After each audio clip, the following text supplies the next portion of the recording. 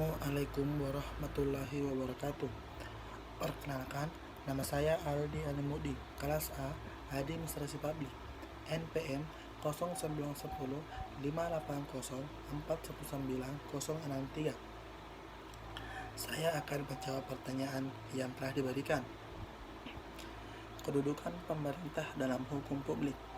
Menurut P. Nicolai dan kawan-kawan, ada beberapa ciri yang terdapat pada jabatan atau organ pemerintah, yaitu 1.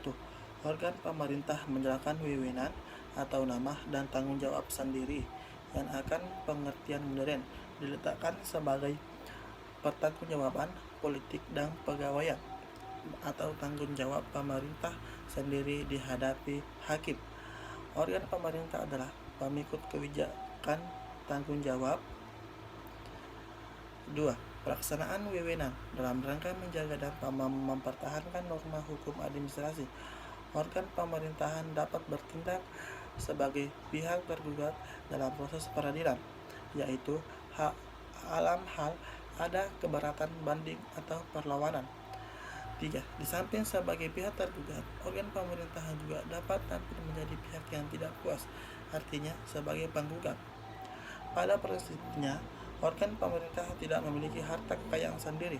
Organ pemerintah merupakan bagian alat dari badan hukum. Menurut privat dengan harta kekayaannya, jabatan bupati atau wali kota adalah organ-organ dari badan hukum kabupaten. Berdasarkan aturan hukum badan umum inilah yang dapat memiliki harta kekayaan, bukan organ pemerintahan. Meskipun jabatan pemerintahan ini didekati dengan hak dan kewajiban atau diberi wewenang untuk melakukan tindakan hukum, namun jabatan tidak dapat bertindak sendiri. Jabatan dapat melakukan perbuatan hukum yang dilakukan melalui perwakilan vertical wording, yaitu pejabat atau biasa disebut absterger yang bertindak atau jabatan itu. Kedua, kedudukan pemerintah dalam hukum privat. Telah disebutkan bahwa negara dalam perspektif hukum perdata adalah sebagai badan hukum publik. Badan hukum Rechtsprechung adalah kumpulan orang-orang, yaitu semua yang di dalam kehidupan masyarakat dengan beberapa pengecualian sesuai ketentuan undang-undang dapat berlaku sebagai manusia yang memiliki hak dan kewenangan seperti kumpulan orang dalam suatu badan hukum. Sejarah terbentuknya asas-asas umum.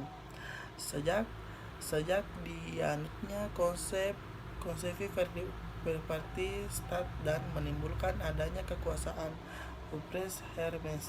Premensen, timbullah suatu kekhawatiran dari warga negara atas terjadinya kewenangan oleh pemerintah. Oleh karena itu, pada tahun 1946, pemerintah Belanda membuat suatu komisial yang diketuai oleh De Monchi. Komisi ini selanjutnya disebut dengan Komisi De Monchi. Komisi ini bertujuan untuk memikirkan dan meneliti beberapa alternatif untuk meningkatkan perlindungan hukum dari tindakan pemerintah yang menyimpan. Pada tahun 1950, Komisi De Monchi kemudian melaporkan hasil penelitiannya tentang Verhotge Rechtsbestimmung dalam bentuk Allgemeine Beginsrecht van Beroepsbestuur atau dapat disebut AAUPL. Hasil penelitian komisi ini tidak seluruhnya disetujui pemerintah. Oleh karena itu, komisi ini pada akhirnya dibubarkan dan dibentuk komisi yang baru. Komisi ini bernama Komisi van de Grinting, dan komisi ini pun pada akhirnya dibubarkan juga. Dibubarkan kedua komisi di atas disebabkan karena pemerintah Belanda sendiri pada waktu itu tidak sepenuh hatinya dalam upaya meningkatkan perlindungan hukum warga negaranya. Meskipun demikian, ternyata hasil penelitian De Monci ini digunakan dalam pertimbangan putusan Roth van Stasi dalam perkara administrasi. Dengan kata lain, walaupun AAUPL ini tidak mudah di dalam memasuki wilayah birokrasi, tetapi lain halnya dalam bidang peradilan. Fungsi dan arti penting asas-asas umum. Fungsi asas-asas umum pemerintah yang baik adalah sebagai pedoman atau penuntut bagi pemerintah atau pejabat administrasi negara dalam rangka pemerintah yang baik. Dalam hubungan ini, maka Fahmat mengungkapkan bahwa atas asas umum pemerintahan yang lain sesungguhnya adalah rambu-rambu bagi para penyelenggara negara dalam menjalankan tugasnya. Rambu-rambu tersebut diperlukan agar tindakan-tindakan tetapi sesuai dengan tujuan hukum yang sesungguhnya dalam perkembangan yang memiliki arti penting. 1. Bagi administrasi negara, permanfaatan sebagai pedoman dalam melakukan penafsiran dan penerapan terhadap ketentuan perundangan yang bersifat sumir, samar atau tidak jelas, kecuali itu sekaligus membatasi dan menghindari kemungkinan administrasi negara mempergunakan fresh hermes atau melakukan kebijakan yang menyimpang dan dari ketentuan perundang-perundangan. Dengan demikian, administrasi negara diharapkan terhindar dari perbuatan originating, determine, deforming, abuse, dan rape dan outreach. 2.